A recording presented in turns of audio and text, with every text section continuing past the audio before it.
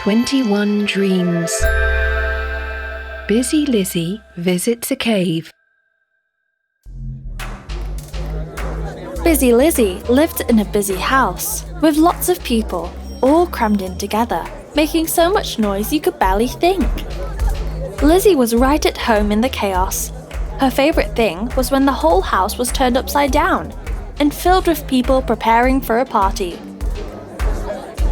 She was going to be a party planner because she loved being busy and in a big noisy crowd. In fact, she was a little afraid of what might happen if the noise ever stopped. One day, in the middle of planning her own birthday, Lizzie decided she needed to come up with something special. Enough of balloons and bouncy castles and candle-covered cakes, she thought. I want something different, something unusual. Looking through the newspaper, she noticed an advertisement for a tour of a nearby cave. Perfect, she thought. It'll be a party like no other. So she busied herself, delivering invitations, getting everyone to the caves, distributing flashlights and haggling with the tour guide for a discount. And then they went down into the earth. At first, it was just like being at home.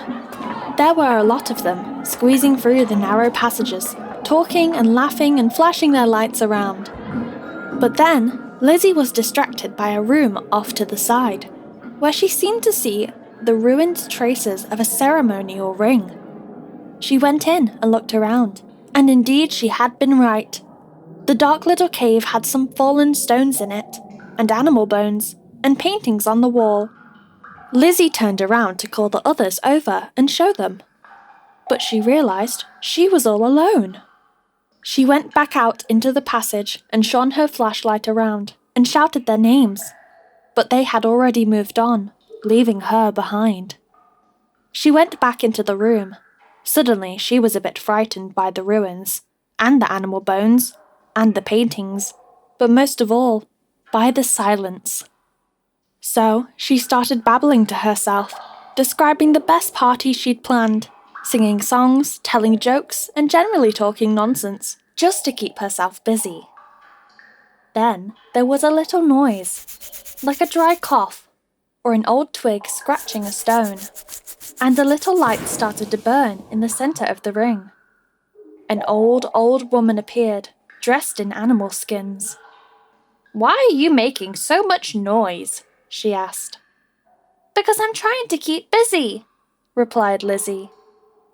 "What's the point of that?" said the woman. "Much better to sit here and enjoy the silence. I've been enjoying the silence in this cave for several thousand years." And then the old woman's wrinkly face faded back into the darkness. Lizzie knew she must have seen a ghost, but for some reason she wasn't frightened.